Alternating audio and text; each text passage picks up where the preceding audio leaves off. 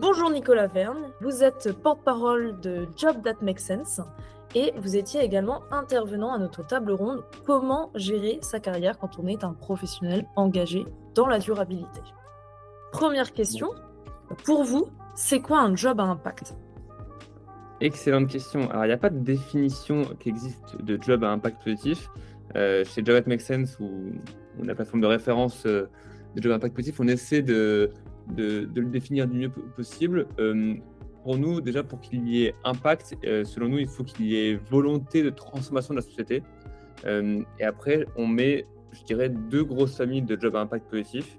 Il y a d'un côté les jobs qui sont à impact positif de par la finalité de la structure dans laquelle ils travaillent. C'est-à-dire que ce sont des métiers classiques, marketing, commercial, comptable, etc. Mais ils sont à impact positif de par le fait qu'ils travaillent soit dans une structure à impact positif, typiquement une association, la Croix-Rouge ou une structure de l'économie sociale solidaire.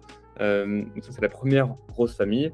Et la deuxième famille, c'est un job et un impact positif de par la mission intrinsèque du job. Souvent, on parle de métiers verts ou de métiers verdissants.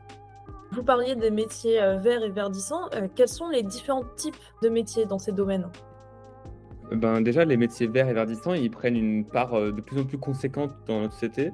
Il me semble que Pôle emploi, il y a un an ou deux, parlait de quasiment 20% des emplois qui étaient des métiers verts ou verdissants. Donc, de quoi on parle quand on parle de ça? Les métiers verts, c'est les métiers dont c'est des professions dont la finalité et les compétences mises en œuvre contribuent directement à mesurer, prévenir, maîtriser ou à corriger les impacts négatifs et les dommages sur l'environnement.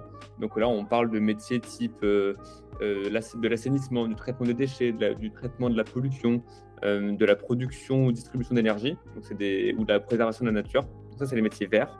Et les métiers verdissants, c'est des professions dont la finalité n'est pas environnementale, mais ils ont rajouté des nouvelles briques de compétences pour prendre en compte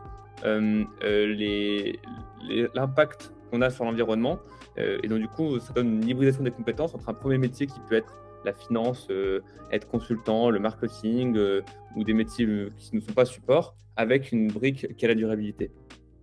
Dernière question, quels conseils pourriez-vous donner aux personnes qui cherchent à se lancer dans les métiers de la durabilité? C'est pas toujours simple de se lancer et même de comprendre ce qu'on met derrière des titres un peu barbares. Moi, le meilleur conseil que je pourrais donner, c'est d'échanger avec des gens, que ce soit sur des événements, que ce soit des salons, ou même en allant sur LinkedIn et en contactant des titres de postes ou des structures ou des personnes qui vous inspirent pour en savoir un peu plus sur ce qui se cache derrière leur métier. Donc, allez parler avec des gens.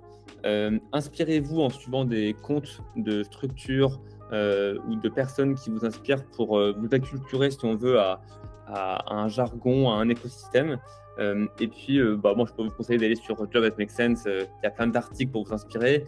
Il y a plein de formations qui peuvent vous aider à monter en compétences pour rejoindre des métiers verdissants comme Ecolorn et à vous inspirer en vous baladant sur les milliers d'offres d'emploi qu'on a pour découvrir des nouveaux métiers, découvrir des nouvelles structures et vous donner des nouvelles idées de carrière.